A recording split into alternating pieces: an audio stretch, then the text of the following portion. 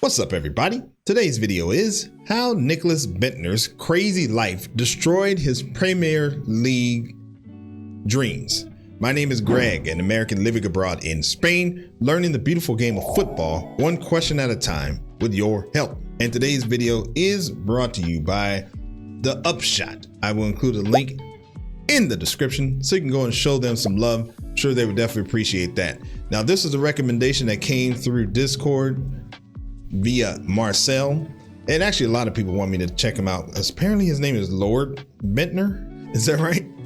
That's not what's here in the title, but I think that's his name. So well, not his real name, but his like pseudo name or whatever you want to call it. So I'm kind of excited to see what this story is all about, because obviously something crazy is happening here, and I can't wait to see what that is. Before we get going here, go ahead and like the video. That would be awesome. Let's go. You might remember Nicholas Bendtner as a misfiring Arsenal striker with a taste for awful tattoos. But what he lacked in goals, Bendtner made up for in scintillating off-field scandal. He hijacked cranes from building sites, was blackmailed for a boob job, he knocked out a cab driver, tried to shag a park taxi. Hold time out. These are like four quick little, like, what? Say that again? Hold on. Bendtner made up for in scintillating off-field scandal. He hijacked cranes from building sites. Hijacked cranes from building sites. Okay, that's totally normal. Obviously. Was blackmailed for a boob job. Blackmailed for a boob job. Okay, doing good. He knocked out a cab driver. Tried to shag a park taxi. Tried to shag a park taxi. That means tried to steal it, I'm assuming. Headbutted mid-match by his own teammate. Headbutted mid-match by his own teammate. Tried to shag a park taxi. Got headbutted mid-match by his own teammate. Oh my God. Dated a baroness and broke Steve Bruce's daughter's heart. And did I mention he was also at strip clubs 5 nights a week? Buckle your seatbelts for a wild ride through the ludicrous life of Lord Bendtner. Oh, there you go, Lord Bendtner. Okay. Even when he joined Arsenal as a 16-year-old in 2005, Nicholas Bendtner had a reputation for trouble. Back in his native Copenhagen. Oh, well, he looks older than 16 on that picture. Maybe it's the hair or something like that. Okay, he's from Copenhagen, Denmark. In 2005, Nicholas Bendtner had a reputation for trouble. Back in his native Copenhagen, he was constantly causing havoc, shoplifting and fighting rival gangs. Wow. I was a bit hot-headed when I was younger, maybe. One night, him and his mates even broke into a building site and stole a crane. But that was nothing compared to the chaos to come. When he's caught dodging school classes by hiding in the ladies' toilets, Arsenal shipped this 18-year-old Bendtner out on loan to Birmingham. And that is when the scandals really start. So stories hit the press that he visits lap dancing clubs 4 times a week. His gaffer, Steve Bruce, isn't impressed. When he hauls Nicholas in for an explanation, Nicholas informs him the rumours are false. It's actually 5 times a week. A spluttering Bruce is so stunned, Bendtner fears he's having a heart attack. You can imagine Brucey's relief 2 months later when he hears the striker has settled down with a lovely young woman. The only issue? It's his daughter, Amy. So Nicholas... Hi. To Amy. So Nicholas initially takes out Amy to win a £1,000 bet with Gary McSheffrey, his teammate. But he ends up falling head over heels in love. He even goes on family holidays with the Bruces. Unfortunately, Nick's other bets don't turn out quite so well. So when his loan spell at Birmingham ends, he returns to Arsenal, and on one reckless night at the casino, he loses £400,000 on the roulette table. Wow. And things go from bad to worse when he crashes his Aston Martin on the way into training. Baffled by this string of bad luck, Nicholas decides to consult a fortune teller. And after a long night of tarot cards and tea leaves, she concludes it's his number 26 shirt that's the problem. She tells him it's a bad number, so he switches to number 52.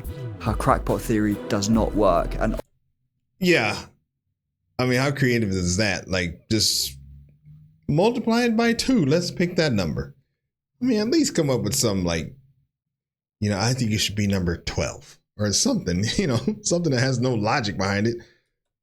Bad number. So he switches to number 52.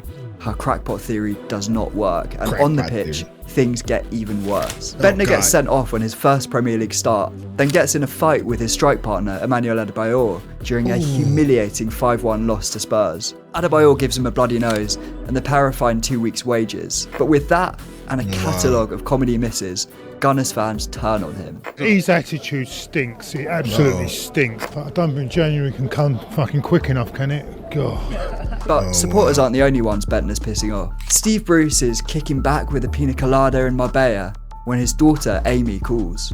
Nicholas has dumped her. Poor old Steve Bruce spends the next 2 weeks of his holiday on the phone, soothing his heartbroken daughter.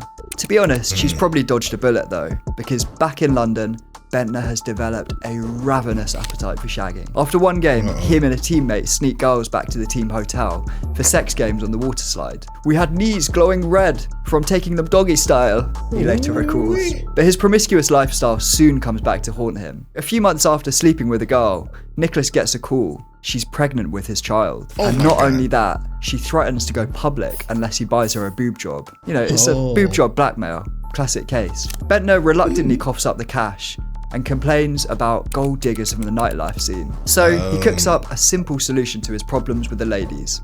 He'll just stick to prostitutes. He later explains in his autobiography. Yeah, there you go. I mean, hey, no emotional ties. So just try that. That's super logical. Solution to his problems with the ladies. He'll just stick to prostitutes. He later explains in his autobiography, "It's less risky. You hardly dare do the deed with a civilian any longer." For a man who refers to women that aren't sex workers as civilians, Bendtner's remarkably charming. Wow. In 2009, he starts dating the Danish Baroness Caroline Loel Brockdorf, and this earns him a new nickname, Lord Bendtner. Caroline and Nicholas have a son together, but they split up shortly after. So Bendtner's romantic journey is back to square one. When Steve Bruce's name pops up on his phone, he's probably expecting another earful down the line. Instead, it's an invitation to join him at Sunderland. So Bendtner heads north, and while his form picks up on the pitch, his luck is still out with the ladies. One night he awakes to a loud crash and finds that an ex-girlfriend has lobbed a cobblestone through the back window of his Porsche. Although, to be fair, Nicholas is guilty of a bit of vandalism himself. So after a drunken night out at the casino, Nicholas ends up running along the roofs of parked cars, kicking off the wing mirrors. The following day, police turn up at Sunderland's training ground and charge him with vandalism. So, with a track record like that, you'd think the top clubs would run a mile. It's a bit of a surprise when Italian giants Juventus signed Nicholas on loan, especially for the club's fitness coach, who rules him too fat to play in Serie A. Wait, hold on. Okay. Loan, especially for the club's fitness coach, who rules him too fat to play in Serie A.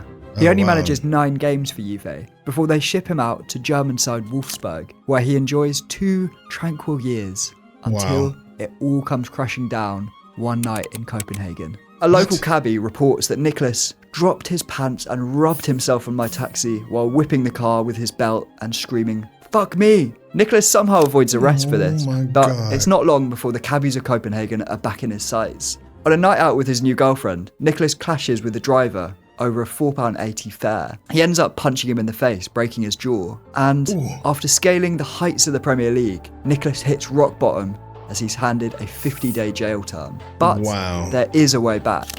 So after serving his sentence under house arrest, Bendtner signs for his hometown club, FC Copenhagen. The fans are delirious and the club shop instantly sells out of Bendtner shirts, although they do start having some doubts when clips emerge from his first training session. And after just 6 appearances and 1 goal, Lord Bendtner quits Copenhagen and hangs up his boots for good. Farewell to a legend. Oh man, that's crazy. So he was just a wild dude. He just liked to have fun. I mean, that's understandable, but I guess it did ruin his career. But was he good? Like I didn't get that.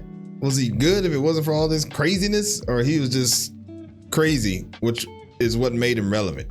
I kind of think it's number 2, or the latter, I should say. All right, that was a good video. Hope you liked it. Like the video if you did. Thanks for stopping by, and we will see you on the next video. Peace.